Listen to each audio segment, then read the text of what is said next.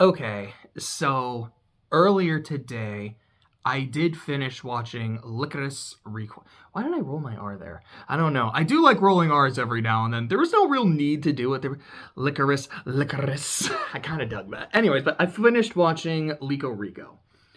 And what I've been trying to do on my channel, the last few shows I watched, Witch for Mercury and then all 5 seasons of Symphogear, was to give kind of more or less daily updates. It was like, all right, this is where I am in the show right now. This is what I'm thinking of it. This is how it's going. With Symphogear, I loved doing that. I had so much fucking fun watching Symphogear. I had so much fun like talking about it and writing about it. I was like, yeah, here's some crazy shit that happened. Here's some crazy shit that happened. This part maybe wasn't that great. But then like here's some of the other shit. Or like it felt like there was so much to talk about, and I loved talking about it. I mean, I literally did like a 2-hour video. Just let me talk about Symphogear with Witch for Mercury. I felt like it started a little bit slow in the second core, mostly because I kind of had to remember the things that happened. I had to get reintegrated into the show. It took an episode and a half, and then once I was in, I was like, okay, I feel like I'm more or less back up to speed. I'm getting back into it. It's pulling me in more and more with every episode. It's arguably getting better with every episode.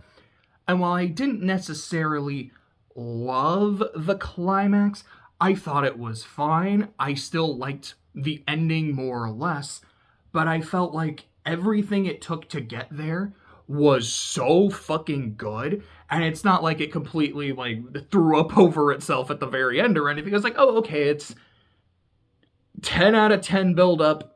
Okay, maybe like a 8 out of 10 ending, but still everything really good, and I kept wanting to talk about it as I would watch episodes. There's a reason I've only done a couple videos on LycoReco getting up to this. And it's not because I was like, dude, I had to binge the last, I think I did the first 5 episodes. So it's not like, man, I binged the last 8 episodes because the show was so good. It just pulled me in. I could not pull myself away to make a video. I had to keep watching. It was just more of, what do I really have to say? Am I that excited to talk about it? Be like, yo, these couple episodes were so good. I felt like, for me personally, actually, I mean, I don't have to say for me and personally, that's the same shit. But one of my favorite movies is Alice in Wonderland, and there's a line with the Cheshire Cat says, well, as for me, myself, personally, which I've always kind of loved, like how kind of redundant that sentence is, which very much fits for something like Alice. Anyways, tangent, there's probably going to be a few of those in this. I thought the show was pretty consistently good in the first 3 episodes. Then it was getting a bit uneven, and then it got back to being like, okay, we're kind of picking back up. It's good. I like it. When does it get great? Does it get great? And then, I'll go ahead and say right now, full spoilers for the entire show. I'll probably put that in the description as well, and if there's anything else I like give big spoilers to, which I know there's at least going to be some big spoilers for Trigun. I kept waiting for the show to get great. I believe it's episode 9, or like the very end of episode 8, where Chisato's fake heart gets fucked with. To the point where, like, the battery in your heart, we can't recharge it anymore. You've always had kind of a soft time limit that your heart isn't going to be able to, your heart's not going to keep you going forever. It'll keep you into adulthood. Whether that necessarily means, like, when you turn 18, you're now fucked, or it'll be early adulthood, like you might make it to 30, you might make it to 25. I'm not exactly sure. I feel like they had said around 18. I might be a little off on that. But now you have a hard limit. You have 2 months. If you exert yourself too much, which you probably will, you'll end up having less. And I remember getting to that and going, thank you. Not because I hated Chisato. Not because I was like, dude, I can't stand this character. I want her dead. I want her family dead. I like nothing like that. I like her quite a bit. I feel like she is a very endearing, likable character. But that was the moment where I went, oh, okay, the show is about to get fantastic. Now that we've had this build-up, we've had a lot of time to get to know Chisato, her relationship with Takina, with, not really with the patrons of LycoReco. Like, she is close to them, she likes them, they like her, but I never really got to see more of that relationship. Probably put a pin in that, too. But, and then a bit with some of the other people there, like Kurumi, Mika. Not so much Mizuki. She was fine. She didn't really, I mean, she's pretty fine. But, like, she didn't really do much for me in the entire show. I was like, but at least with Chisato and Takina, this has become a relationship that I care for. Whether you see it as romantic or just friendly, I would say I'm definitely more like, these are just two good friends, but I can see it, especially at the very end where Chisato, like, picks her up, has her arms, like, right under her ass, and is, like, spinning around on a beach. I was like, okay, that looks like romantic as fuck. But I'm invested in this friendship. And knowing that we now have 2 months, possibly less, this show is about to become great. It is about to deliver a gut punch, even if it doesn't see it through. Because maybe they will save her. There'll be some bullshit method they can do to recharge her heart. Maybe they're able to get another heart, like, just in time or something. There's ways out of this, but if they really focus on the weight of her impending death and how Chisato is handling it, how Takina is handling it, we can get something beautiful here. And it was either that episode or the next episode, I think it is episode 9, is Takina's like, I'm going to basically take you on a date. We're going to go around, we're going to do a whole bunch of shit, we're going to go here, we're going to go here, we're going to go here. I have this plan to a fucking T, like, down to the minute. Again, shout out the fucking aquarium date from Chainsaw, man. I'm like, this, I like this. It is focusing on the relationship with this shit happening. Then after that, it just kind of goes back to, okay, plot. You do get some stuff like Kurumi, like, okay, like, is there a way I can find more information about Chisato's heart so I can try to get her a new one so she doesn't have to die? I liked that. And honestly, I liked Kurumi quite a bit. I just tend to like hacker characters. They're like, I don't really want to do shit. I just kind of want to sit here and be cool and be really hyper competent. It just does it for me. It's like, I adore Futaba. I adore Futaba in Persona 5. She embodies that. I'm trying to think of other examples off the top of my head, and it's just not happening. Oh, I would also say, to an extent, Benji and Luther from Mission Impossible, they do have moments where they're out in the field, but that's also their thing. They're more like the tech guys, the hacker guys, and like, I like them a lot. Like, that's just my shit. So she's fantastic. But it definitely starts to focus more on the plot, and now we're getting to the climax, and I didn't really... Okay. There's parts of the climax I really like, and there's parts of the climax I really don't like. I feel like I should go ahead and talk about the things in the show I like a lot before I talk about the things I really, really don't like. Things I think the show does well. It looks pretty. It's not the most unique art style. It's not something like Mob Psycho 100, Devilman Crybaby, like Brand New Animal. But I think it looks very pretty. I think the actual animation is quite good, especially in, I almost just said boss fights, but just like whenever there's a fight scene, I feel like it tends to flow very well. I think the choreography in the fights are really good. I feel like I really have to shout out the fights with Majima, especially in the last few episodes. Like the one where he and Chisato are fighting in the... they're fighting in the dark. And he's saying, I know how sharp your eyes are, but they don't help you if you literally can't see. But I have Daredevil hearing. I can hear you, so I can kick your ass. And there's a point where Chisato like kind of knows where he is, and she shoots right by his ears to disrupt his hearing. Like, that's really clever. Like, he got her in a clever situation. She found a clever counter. I like this a lot. The scene where she's on the old radio tower, and it's like this, all like the spikes and shit are coming out, and she's like, I have to climb this crazy shit to get higher. That was really cool. I really wanted that particular set piece to last a little longer. It's like, this is fucking awesome. And again, like some of just the individual shootouts throughout the show, I think tend to be pretty cool. The music, I think the opening and ending are okay. I didn't hate them by any means, but I found myself skipping them more often than not. I would specifically, when it came to the ending, not completely just go to the next episode because there were a few stingers.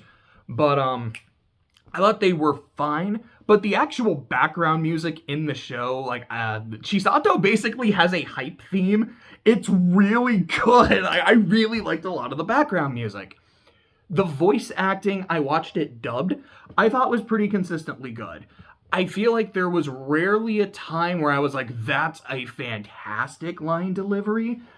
But I can't think of any moments where I was like, yeah, that was bad. That was really bad. It was very consistently good. I can't remember his name, but he's the guy that voices Shinji in this show. I know I've talked about him before. He voices Rufus Alberea in Trails and Dalmar. I believe he's the voice of Wesker, and he's the dub voice of Kira from Diamond is Unbreakable. I know I said this in a previous episode. He has such a punchable voice. It's fantastic. I love it. It's like, I have to give him a shout out because like whenever I hear his voice, I'm kind of like, oh, you're in this. Oh, this is great. Like this, it just kind of elevates it a bit for me. Other things I think the show does well. I feel like Chisato and Takina are likable characters. I like their relationship. And also just a lot of the dynamics between characters. Like with Mika and Shinji. I don't know all the history between these characters, and I never learned all of it. But I liked that. I feel like I can still glean a lot of it from what they say to each other, the way they say those things to each other, and then just the other bits that other characters are like, okay, I kind of know this about them, I kind of know this about them. It made their conversations always feel really fucking interesting. You have, anytime Chisato is talking to Majima, I like those conversations a lot. Especially at the end where like they're having this like crazy like big boss fight. Her heart starts giving out and he's like, wait, like, are you not okay right now? Do you need a breather? And so they just stop. They just stop. They talk about like what they believe in. They talk about like different drinks they like. They're just chilling until she's ready to go. Reminds me a lot of a particular character I have in one of my stories, where he, in the middle of a big boss fight against him, he just kind of stops it because he sees that the main character is not okay. And he's like, oh, hold on a second. I'm doing all of this because I just, kind of like Majima. I mean, Majima has his own motivation as well, but part of it is, I want to fight you because I have some unfinished business. I think this is fun. With my characters, like, yeah, I just like fighting. Fighting is really cool. I like it a lot. It's super fun.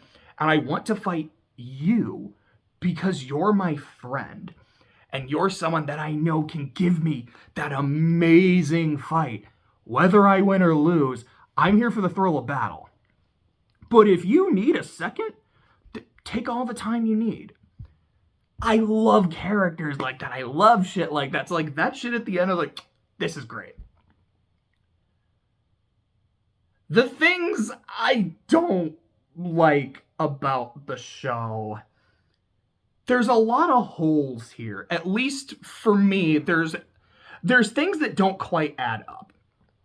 I remember one of them. Oh, another thing I want to shout out that I liked was just the scene that happened in the bar where Chisato and Takina, they got like super dressed up, like Takina's wearing this like nice suit. Chisato's got this nice dress. Kurumi like does this shit to like essentially hack them into the bar, not like in a VR way, like she hacks. She like forges membership cards so they could get into the bar so they could spy on Mika talking to Shinji. I love that kind of shit. It's like, this is the shit I love in spy movies. getting dressed up, going to like talk to people, literally spying and doing espionage while your hacker's in the background like, all right, let me get you in here, let me work surveillance, that's my shit. And then if there's a cool gunfight, which there wasn't in that scene, I don't know if there was one in that episode, if there's a cool gunfight after, sure, but this is the kind of shit I remember when Chisato gets, I can't even really say kidnapped, but when she gets subdued, Takina calls her phone, and they established earlier in the episode, like, if I call you and you don't answer after 3 rings, I'm running to your location because I'm assuming something is wrong. So answer me immediately. You're like, okay, makes sense, will do. Chisato does not answer because she has been drugged. She can't get up. So Takina is like, okay, bet. Gets her gun ready, starts booking it. She's got to go save her girl. Awesome, totally buy it. So this happened at the hospital. My understanding, based on episode 3, where specifically they go to DA, they go to their HQ to get checkups done.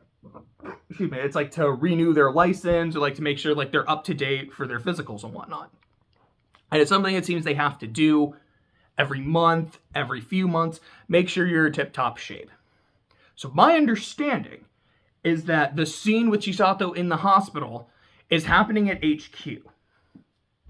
In episode 3, they specifically took a car to get there, and it seemed like it was quite a bit out of the way.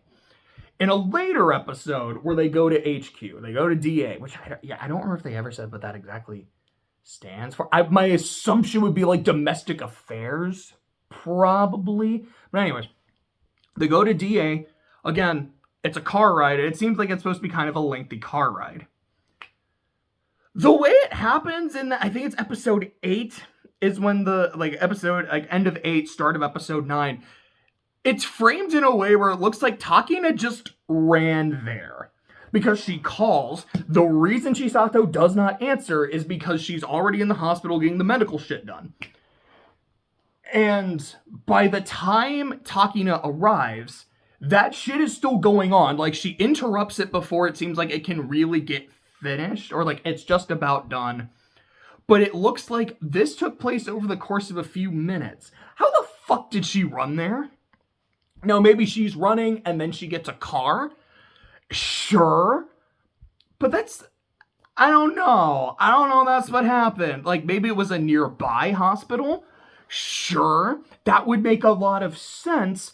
But it always to me seemed like, yeah, like part of, like, Chisato doesn't want to go to this shit because she hates needles. It also seemed like it's really out of the way. Like, the needle thing was the big thing, but also it just kind of seemed like it's really out of the way. I'd really not have to want to go all the way to DA if I don't have to. So, wait, did Takina actually just fucking run there?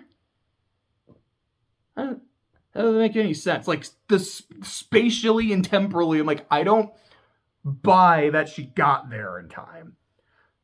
Huh. Chisato's powers. Because watching those first few episodes, I was like, she got psychic powers. She's clairvoyant. The reason she can dodge bullets is because she can see that bullet is going to go right here, so I know I need to go here. That one is going to go right here, so I know my head's got to dodge this one, my body's got to dodge this one. Like, that's the shit I got to do. That makes sense to me. That's not the case at all, though. It is just, yeah, no, dead ass when they say, she can just tell by the kind of gun and the way you're holding your gun, she knows exactly where the bullet's going because her intuition is that good, and she's had that since she was a kid. I don't buy that. I'm sorry, I just don't. Like, I look at something like Trigun, because I'm going to be comparing this to Trigun a couple times, because Vash and Chisato were very similar. Some of it is kind of superficial. It's like, yeah, they're both blonde. They're both gunslingers. They both wear red. They have very similar personalities. Like, they're both very jokey, jovial people that's hiding a dangerous level of competence. And there's also the fact that they're, I don't want to say pacifist per se, because they will fight, they will fuck somebody up, but they don't kill. That is both of them. Hey, bub. Sorry, my cat's over here. I might be playing with him a bit. neither of them kill anybody. And it's a very important rule to both characters. Vash is not human and has been alive a long fucking time. So someone like that I could buy. He knows how to like actually dodge this kind of shit because he has that level of experience built over decades of life. Chisato, it's like, yeah, she could do this when she was 7. This is not a superpower. She's just that smart. Sure. Just sure. Because there's also just these moments that feel inconsistent with it. Or it's like she's not as competent as she should be. Or maybe she's more competent than she should be if this is how her power works. Like, here's some examples. The scene in episode... What was it? Episode 4? It was 4 or 5. Yeah, I believe it's 5. It's the one where they're doing the escort mission with the dude in the wheelchair. Where she's like, oh, hey, I have to take a call. Steps away, turns her back to the guy she's supposed to protect while a well-known trained assassin is after him.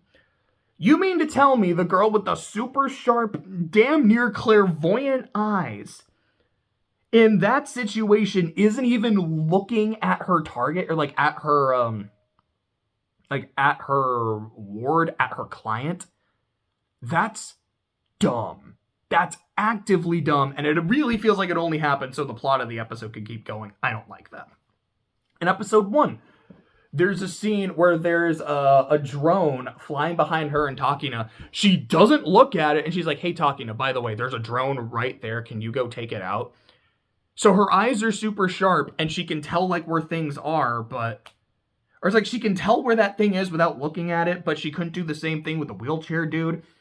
And there's a few other scenes like that, where it's either the final episode or the one before, where the... like a ninja chef lady that works for Shinji, the ninja chef nurse, she has a little bit of everything, has a gun at her. Chisato is not looking at her at all and is immediately able to just like take a gun, point it, and shoot perfectly. There's a scene where she's just like looking at Mika, points a gun into the air, and shoots a drone. Again, this is the kind of shit that's like, if she can see the future, even just a little bit, it's like, oh, I know this person's about to shoot me and where they're at. Let me go ahead and intercept. Oh, I can see in my visions that there's this drone. Let me take care of it. Makes perfect sense to me. If it's my eyes or my intuition is so good, I can tell where the bullet's about to hit. Well, that doesn't help if you can't see the person. We established that already with the fight in the dark, so that doesn't make sense. There's a line where Shinji is talking about how, the Allen Institute, we essentially find children who are super talented, and we want to share that talent with the world. That's why we support them. We give them what they need. Chisato has this talent for killing, so, we made sure to give her a heart that would keep her going, so she can do the shit she gotta do. We don't care if your talent is something that can hurt people. It's something that can have use. I think that's perfectly fine, but he's talking to his ninja chef nurse maid, or not, she's never a maid, but his ninja chef nurse. And he's like, hey, you know what? You're a really fucking good chef. Thank you for the meal. He's like, oh, it's my pleasure. Do you think you and your Allen Institute could have scouted me if you found me as a kid? He's like, no. No offense. You're fantastic. But what we look for, gifts from God. It's something that unique and that special. A superpower could definitely be seen as not just you've got some talent. That's a gift from God. The fact that the only other character we meet that's an Allen kid, because there's a couple, you'll see one or two on the news, but the only one we really get to meet is Majima, who, I think I said earlier, has Daredevil here. He has basically a superpower. Motherfucker is literally using echolocation at one point, which I know some people can actually do, which is fucking insane. But, that's not just a normal thing a person can do. That is superhuman. I consider that superhuman. Which, to me, is even more evidence that this feels like you have a superpower. I wish the show had gone all the way with it. I think with what they had presented and what she can do throughout the show, to me it would have made more sense, bizarrely enough. And 2, the possibilities that opens up. It's not just this is someone who's really well trained, it's this is someone who can do some weird, crazy shit. And sometimes that's why we need Chisato. Sometimes a regular Lycoris won't cut it. Because, I mean, don't get me wrong, it doesn't necessarily have to be like, okay, this person could, like, shoot fire out of their nose or something, but you can do some fun shit. You can do some creative shit with superpowers, unlike superpowered fights. Again, I'm going to turn off all the lights, because with my hearing, I don't need to see you to know where you are. That's taking advantage of that kind of shit, and I loved that. I just wanted more of that, and I felt like if it had gone with that premise, it could have. Now, it's not to say that, oh, the show didn't do what I wanted it to, the show was thus bad. No, but I feel like the way her ability is written in the show, it feels kind of inconsistent. I can't see Majima in the dark, so my powers don't work. Also, I literally can't see this person behind me or this drone on top of me, but I know exactly where they are and can shoot it with pinpoint accuracy. I don't super buy it. Chisato's motivation in the early part of the show is, I don't really know what I want, except that I want to find the person from the Allen Institute that saved my life. They gave me the owl, they said I had purpose, they gave me my heart. This is why I don't kill, because my life was saved, and if my life was saved, what right do I have to take a life from someone else? I want to find this person, thank them for what they did to me, and I just kind of want to know if I've lived my life correctly. That's fantastic. That makes a lot of sense. That's a strong motivation for this character. I'm in. Here's why it's dumb, though. Because she specifically meets Shinji. I think it's at the very end of episode 1. He shows up again in episode 2, and like, yeah, it's been like about a month since episode 1, and we've seen you all the time, and she doesn't recognize him. Now, you do actually see the, like, how they met in a flashback in, it's like episode 10, episode 9, it's somewhere around there. It's one of the later episodes. And there's a scene where he's performing surgery on her, and he's in, like, full scrubs. He's got a mask, so you can only see his eyes. He's got a thing on, so you can only see, like, you can't even see his hair. His voice is kind of muffled because of the mask. If that was it, that was their only interaction, oh, never mind, you fix it, this makes perfect sense. Of course Chisato can't identify him. She has kind of a voice to go off, kind of a skin tone. The thing she really saw were his eyes. And even if she had, like, seen Shinji a few times in the bar, I could see her going, like, you know, his eyes are kind of similar, but I'm just not sure. Maybe you could tie that into Shinji becoming, like, disillusioned with what he's doing in the Allen Institute, or just he's become disillusioned with Chisato because he saw her as, like, you're supposed to be this great assassin, and I'm willing to see how that goes, and now you're not doing what you're supposed to, so my hope in you is lost. That could work. The problem is earlier in that episode, before you see him in his full scrubs, Chisato is talking to him face to face, nothing obscured, no bullshit, gives him a hug, they interact. He looks the exact fucking same then that he does in the bar, or, in the cafe, in LycoReco. How the fuck did she not recognize him? Now, you can make the argument, it's been like 10 years. She was a kid. She was what, like 7, 10 years old? Somewhere around there. It's been quite a long time. Like, do you remember everything you've done as a kid? No, of course not. But I remember a lot. I mean, like, I just kind of remember a lot from my childhood. I have a weirdly kind of good long-term memory. But I remember a lot of times where I met people that were important to me. I have a friend who I've known since I was like 5 years old. His family, I consider them part of my family, and they've always said the same about us. I remember the first time we met, like, we were on the bus going home from school, and I can't even really say cops and robbers per se, but like he was sitting on the other side of the aisle with like someone, and I was sitting on one side with someone else, and we were all kind of like using our backpacks as cover, like that kind of shit. I remember that is the first time I met him, one of the most important people in my life. I remember very well the first time I met Jose, which was like about 10 years ago or so. I remember I had heard of this guy a few times, but I had already graduated. He was, I think, like a freshman or a sophomore in high school. But he was a friend of some close friends of mine, and he just shows up at one of those friends' houses completely out of nowhere. And I say hi to him. I call him by his name because he had a nickname at the time. It was like I called him Jose, and he just hugged me. He's like, people don't really call me by my name, and I don't like the nickname they have for me. Thank you. And then after that, my friend was like, okay. After that, I stopped calling him by his nickname because like it hurt me to see him like this. Like I remember shit like that. Granted, she was a kid, you know, when your memory isn't as developed, you know, the brain takes time and shit. But if this person is so important to you, and Chisato is so sharp, so intelligent, like her eyes and intuition are that strong, you think she would remember him. She might not be able to draw him, like the scene where she and Takina are trying to draw Majima from memory and like the drawings are dog shit. That's fucking funny. I like that quite a bit. But you would think she would remember that man's face. 100%. She would remember her savior, as she calls him.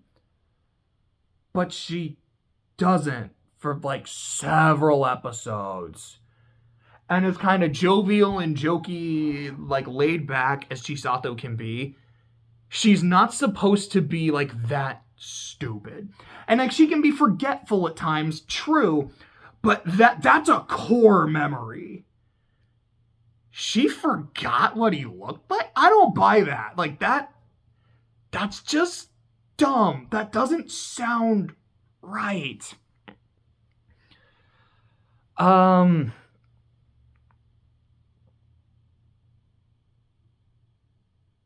Okay, I think I need to talk about this then. This might be a really controversial take. I don't know. But in the last episode, it might not have been the last episode. It might have technically been the anti-penultimate episode. But during the climax, Shinji is with Chisato, and he tells her, she's like, okay, did you kill Majima? I set all this shit up so you could fucking kill him and you can be an assassin. Did you do it? Because he's been trying to, throughout the show, from behind the scenes, get her to kill somebody. Like, please. That is why you have the heart. That's why you're part of the Institute. Like, I can't tell you that, but that's what you're supposed to fucking do. And she keeps not doing it because she's like, I don't want to hurt people. I don't want to take people's time away. I've been saved and shit. Which, again, love her motivation. I think what he's trying to do is also kind of interesting. And she's like, no, I can't do that. So from Shinji's perspective, it's the reason we are supporting you and you have that heart and shit is to use your talent, and you are not doing it. That's why I'm taking it away. So he puts her in a situation where he's like, okay, your heart is about to run out of power, Chisato. I have a new one that I can give you. Like, takes off his shirt a bit, and there's a scar. He's like, and it's right here. If you want to live, you have to kill me. To get the support of the Allen Institute, you have to do what we're supporting you to do. Pull the trigger. And she refuses. Takina doesn't. Takina comes in just trying to fucking Glock this dude, and it's actually really awesome seeing Takina just like, this is my homegirl, this is my bestie. I will put everyone in this room in the motherfucking ground if she can live another day. I love that. Like, again, I really love their relationship. It's great. But Chisato is saying, no. I don't want to live at someone else's expense. If I was saved, I don't feel like it's right to take the life from someone else. My entire life, I feel like I've been living on borrowed time. If it's finally my time, it's okay. I don't want to take time from someone else. I really like that. But, and this is where I'm going to go into big Trigun spoilers. In Trigun, in one of the last few episodes, I want to say it's the penultimate episode, but it might not be. It's the one where Vash kills Legato. And I actually rewatched that scene, like, in between the last two episodes of LycoReco. Legato uses his mind control powers, not on Vash, but on a bunch of villagers. Has him, like, attacking Vash. He's like, careful, Vash. You might have to kill to protect yourself. And Vash is still not willing to break his rule. Like, no, I can't do that. You're like, okay. So we'll play a little differently. And two of Vash's friends, one of them, I don't remember if he officially had a romantic relationship with Meryl or if they were just really close and kind of hinting at it. I don't remember how far it actually went. I don't think it went as far as Million Wolfwood did. But it's been a while since I've watched Trigun. Oh, hi, Bub. He got a little closer. He trying to nibble on my hand. But they get captured, they get tied up, and the villagers have guns. They're gonna fucking kill them. Unless the, cause of the mind control stops. That being me. Your option, Vash, is to let them die or to kill me. Now, of course, he's more eloquent than that. He's also kind of saying other stuff, talking about, his own philosophy, how he's willing to die. And it's great. And Vash is, he's begging this man to not do this, to not force his hand. But Legato is not budging. He gets to a point where, he points the gun, it's, right at Legato's head, and he's just thinking about, he's having these flashbacks of these conversations he's had with other people telling him not to kill, how valuable life is, how important life is. It's all his conscience is begging him not to do this. And then he sees his mom, the woman who told him and taught him how precious life is. And he starts crying. And Legato sees that. He smiles and closes his eyes. And then the gun goes off. It's heartbreaking. It's memorable. It is a gut punch. I look at it and I don't go, finally, Vash fucking nutted up and killed somebody. Oh my God. I don't look at it and go, fuck you, Legato. I'm glad that guy died. What a piece of shit. I look at it and I feel broken seeing Vash have to break his rule. It is heartbreaking. It is not cathartic. And that's what makes it powerful. I wanted that from Lycoris Recoil. On the one hand, not seeing Chisato break her rule and being strong throughout, I have to give credit to the characters. She didn't break it, she was consistent. That's something to admire. But I, as the viewer, am also I feel kind of cheapened. Because also then it's what happens? Mika kills Shinji, gets the heart, and then Chisato is able to be fine. We're going to put a pin in that too, because I fucking hate the ending. But she gets her cake and eats it too. She didn't break her rule, but she still survived. And just no one told her that, yeah, we took care of Shinji, we got the thing so you could survive. So it's cool. I'm living at someone else's expense, but I didn't bloody my own hands, and I don't know, so ignorance is bliss. That's not as satisfying as the other two options. The other two options being she breaks her one rule and it hurts her and we as the audience see her struggle with that. Or the alternative of she doesn't break her rule and she dies.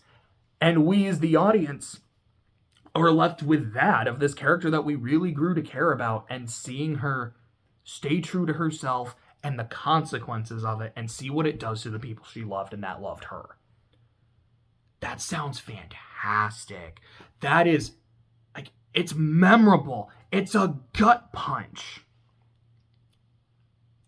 Incoming spoilers for Final Fantasy VII, although you probably know it, and Tales of Vesperia.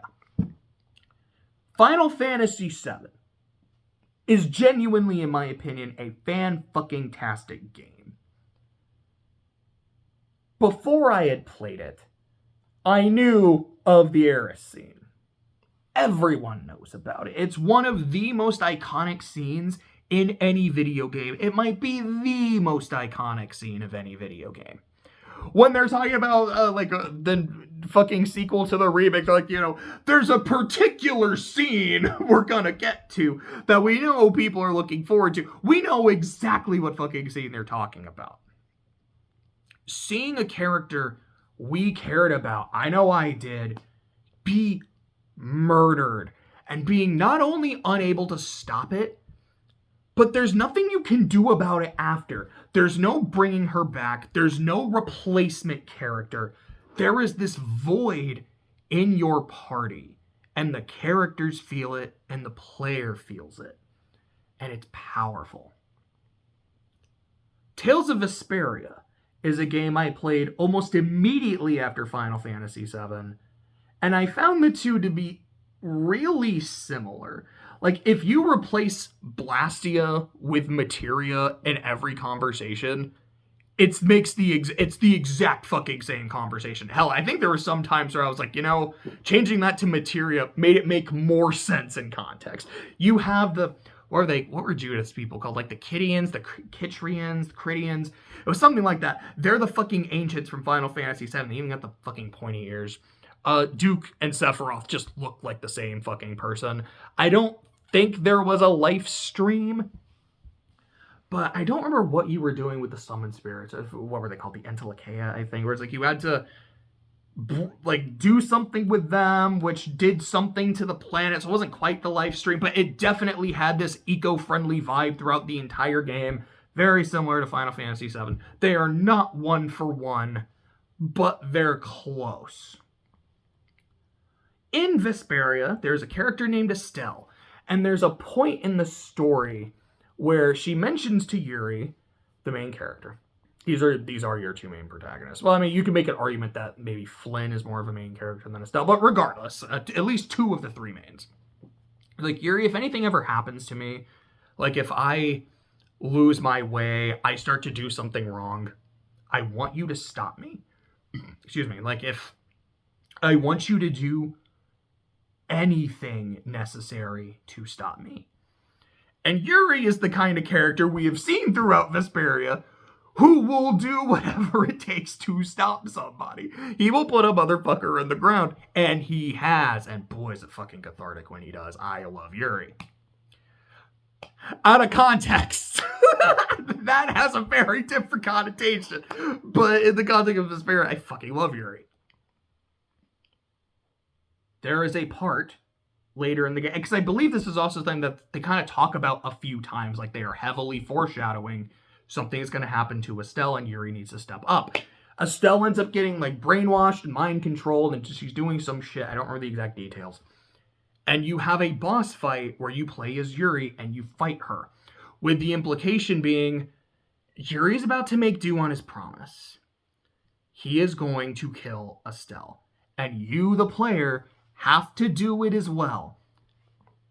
Not only are you going to lose a party member, you have to do it. And I remember just thinking, this is about to be impeccable. This is going to create a moment and an experience that I will never forget. And then the game didn't. You fight her, you beat her, but Yuri does not kill her. Estelle is not lost for gameplay purposes because she's recovering. Everything ends up fine. And in a game where I felt like it was very, whether on purpose or accidentally, emulating Final Fantasy VII, when it had a chance to not only do something similar to VII's biggest claim to fame, but to possibly do it even better by putting it in the player's hands, they completely fumbled it. And while I love Vesperia, I always look at it as this could have been phenomenal, but they didn't capitalize. And I feel that with Lycoris Recoil, having watched that final episode.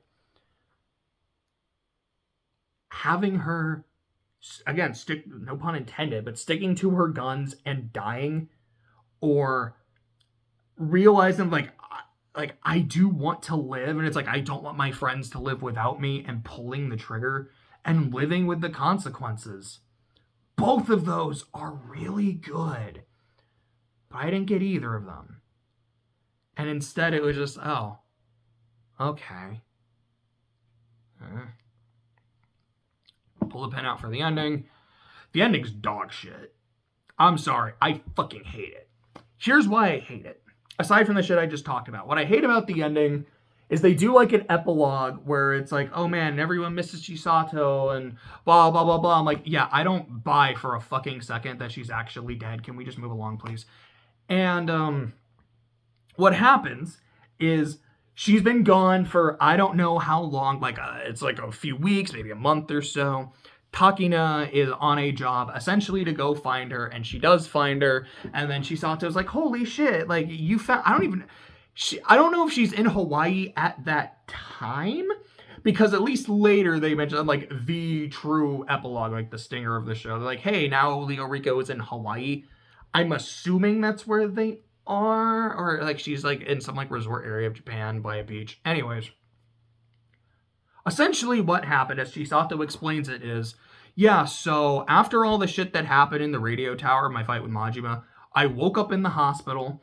It seemed like some kind of operation was there. I had a new heart. Cool. And I just packed my shit and I left.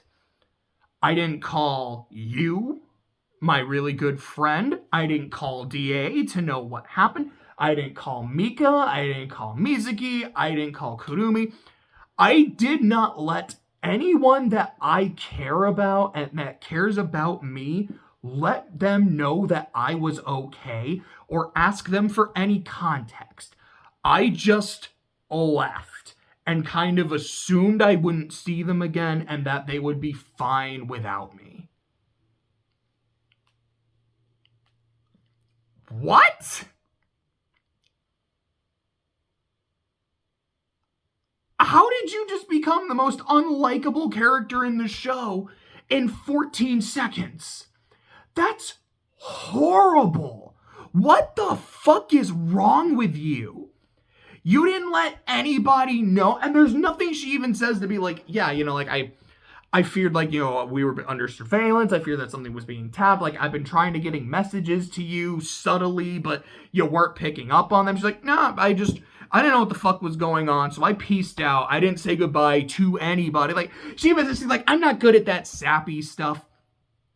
What the fuck? Like, you're now alive. What was literally what was stopping you from just going back and keeping to live your life? You're like, hey guys, I'm going to be laying low for a bit, but let's keep in touch or anything. Like, no, I just abandoned everybody.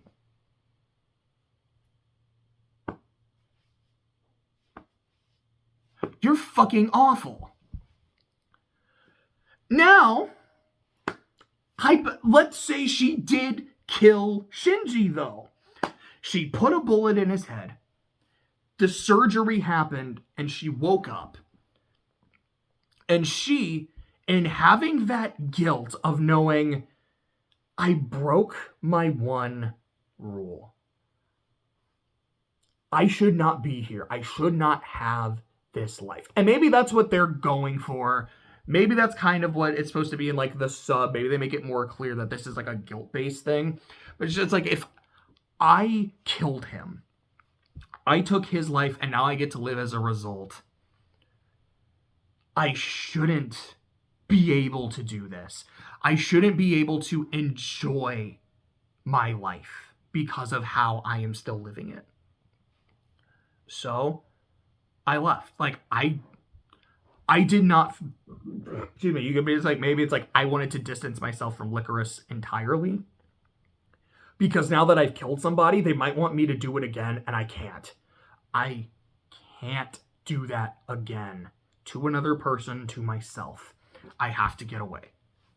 Makes perfect sense. If it's like, I feel so guilty that I can't look any of you in the eye because I am this hypocrite, I am a murderer. makes perfect fucking sense. In the context of the story, it's, I woke up and like I've got a new heart. It looks like I'm okay. Let me just leave and not talk to anybody. No, you're pretty fucking awful for that. Oh gosh, like it really made me heavily dislike the character at the very end. And that was not a good last impression. The only other thing I want to complain about is it's more the setup for the climax, because like I really like the fights in the climax. They're cool as shit. But so Majima's motivation, essentially it's twofold. Part of it is, you're really cool, like you're a strong threat, and I have some business with you because I was in the radio tower when you fucked everyone up when you were like 7 years old. We kind of got some unfinished business. We're both Allen Institute people. Like, I want to fight you, and that's part of why I do what I do. Or I'm already doing this shit, but I have a really particular interest in you, and I like that. His other thing is, Japan is a lot like, was it Haddonfield? I don't remember if it was Haddonfield, but the town from Hot Fuzz, where there's no crime, there's only accidents. And that's a problem. The fact that there is some shady deep state crap going on, and the people don't actually know what's happening, I think that's a problem. I think people should know the truth. If there's terrorism activity and it gets taken care of, cool. Let the people know that you're keeping them safe. If there's if there's shit happening and you don't have full control, let the people know to some degree, because we have the right to do that. If there's one side that is, because his whole thing is about like balance and equilibrium, like if there's one side with too much power, I will help the other. And in this situation, your deep state, your Lycoris, DA, blah, blah, blah, blah, blah, they have too much power. I want to bring this into the light. Okay. I'm not going to say I necessarily agree. It's like, I get what he's saying from motivation standpoint. Is like, you're still a fucking terrorist, though. And it also, I think he was doing some of this shit before he really even knew about Lycoris, but I guess he still knew that there were cover-ups happening, but now he had kind of a name to put to it, so I guess it still consistently makes sense. But regardless, he's like, part of his plan is, getting all the guns and putting them, I guess, into the hands of random citizens to have them start trouble or some shit. That I didn't super follow. Now, part of it is like, I am actively showing you guys that Lycoris exists and that like girls wearing these uniforms are fucking attacking people. Look, here's live footage of them murdering people. They see a girl like that. It's like, okay, let me cause that distrust. Sow the seeds of discord. That shit was good. There is a scene where he's talking about like putting guns in places and in everyone's hands and whatnot. And a dude is watching on his phone, looks under a park bench and sees a paper bag. So he opens the paper bag, pulls out a gun and goes, huh? It's a toy. A cop sees that and is like, hands up, put the gun down. And the guy goes, and the gun's like kind of dangling off his finger. And then a gun goes off. And I'm not sure if it was he accidentally shot the cop or the cop accidentally shot him. And I was laughing because of how stupid and janky it was. It feels like in a normal situation, someone maybe would look under there and be like, huh, what the fuck is this? Maybe a normal person would do that. I could see someone going, nope, don't want any part of this. It's not my business. Maybe someone look into it. You look in and you see a gun. Your immediate instinct is to pull it out and think this is clearly a toy. Now, I don't live in Japan. I don't know exactly how stringent the gun laws are. So maybe it is very likely that they would think this is not real. As someone who lives in the States, I would think, no, that's probably a real fucking gun. I don't want to deal with it. But the whole thing with the cop was just fucking goofy. Like, don't do anything, man. You're like, bang. What the fuck was that? What the fuck was that? And there's a scene later where they point out, yeah, the girls with these uniforms are a problem. So a dude pulls out a gun and fucking shoots her. No, I don't even remember what happened after that. Was it yeah, people dogpiled him? They're trying to get him to stop? No, it just didn't really go anywhere. then they like rehack it and are like, hey everybody, all that shit that happened, that was fake. All the clips you saw of Lycoris, it's a new thing we're doing at the radio tower. You can have the experience of fighting high school girls in uniforms with guns. Doesn't that sound great? Everyone goes, okay, I believe you. What the fuck? This is so dumb. Like, I don't buy any of this for a second. I'm sorry. Boy, these last few episodes, I'm sorry. I thought they were pretty fucking bad. The fights were cool. The fights were really cool. I was like, man, this is... What are you doing with the plot, man?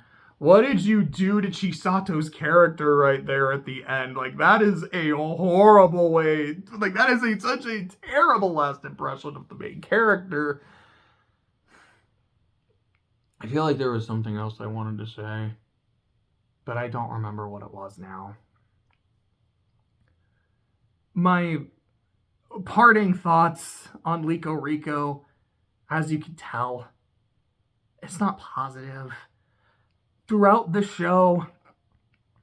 Oh, sorry, no, I remember the last thing I wanted to say is just... I think I put a pin in for at one point, so let me take it out. I think, me personally, I would have liked the show more if it was a slice of life rather than the like deep state thriller action show. While I do like the fight scenes a lot, the more they focused on that element of the story, honestly, the less I cared. The more it focused on the character relationships, the more I was invested. If it had just been a show about, like, it takes place in this cafe, one of the main characters is a girl with a weak heart who is actively dying, a new girl who gets transferred in, maybe she's like a delinquent or something from school, I don't know, like maybe some Principal Lair shit, and her fitting into the cafe, and you get to really know the patrons of the cafe. Like, you get to know the staff, you get to know the two main girls, the lives of the patrons, blah, blah, blah, blah, blah. There's not a bunch of crazy shit going on. Like, maybe there's like a gang leader, and that's like how they work Majima in. I don't know. I don't know how well it all would have worked, but I feel like this is the part of the show I loved. And it would have made that moment where you realize Chisato's time is running out. We are just going to focus on the emotional side of it and not deal with this deep state nonsense plot that I didn't really care about. It could have really left a strong impact on me. Even as it is, if they had gone all the way with Chisato kills this dude and lives with the consequences, or doesn't kill him and doesn't live with the consequences, it would have left a big impact. As I watched it, I kept thinking there's potential for this to be really good. I can see them sowing the seeds for like a masterpiece. Maybe not quite a masterpiece, but like something really strong. It's like a B plus, maybe B minus. Like, it maybe kind of fluctuates from episode to episode, but it's solidly good. When does it get great? Oh man, she's dying. We're about to get great. We're about to do some really emotional, heart-rending shit. No pun intended. And it just didn't do that. Do I think the show is bad? No. I think it's fine. I think overall, I leave feeling underwhelmed and unimpressed, although there are some elements that I thought worked quite well. Would I recommend it? Not personally. I feel like it's, from what I understand, it definitely has its fans, and hey, if you love it, you love it. It definitely feels like it's open to, I guess they don't even really finish the plot. Like, Majima's still out there. It sounds like they didn't recover all the guns. There's probably going to be a season 2 or a movie. I think they did announce that they're doing another anime project. I hope it does well. Like, I'm not wishing bad on it or anything. It's not something where I was like, this is actively terrible from start to end, or this is disgusting to me or anything. It was just like, yeah, it was consistently fine. To me, it dropped the ball at the end. I don't feel like I would recommend it to someone. But if someone stumbles upon it and likes it, that's awesome. If someone were to ask me and be like, yeah, like, is the action good though? Like, I don't really care about the plot line. Like, yeah, action's great. Have a good time with it. It was like, are the character interactions good? For the most part, yeah, really good. I was really hoping for like a strong 8 out of 10, 9 out of 10 kind of show. I think for me, overall, it's probably around, because man, there's no gameplay, so it can't be out of 15. I would probably give it like a 6.5 out of 10. As a, like an initial gut reaction, if I slept on it more and I was like, you know what? Maybe I was too harsh on the ending, but I feel like this is fine, whatever. If I think about it more and I'm like, man, I really don't like the ending, I could maybe go a little lower. I wouldn't go any lower than a 5. 5 feels a little too harsh, though. So I think I'll say about a 6.5 for me personally. But if you saw it, what did you think of it? Did you really like it? If so, what did you think of the ending? Because like I said, I fucking hate what they did with Chisato pretty much the entirety of like the last episode. If you agree, let me know. If you disagree, certainly let me know. I would really like to get another opinion or so on that. But that's all I have to say about LycoReco. See you next time, I guess.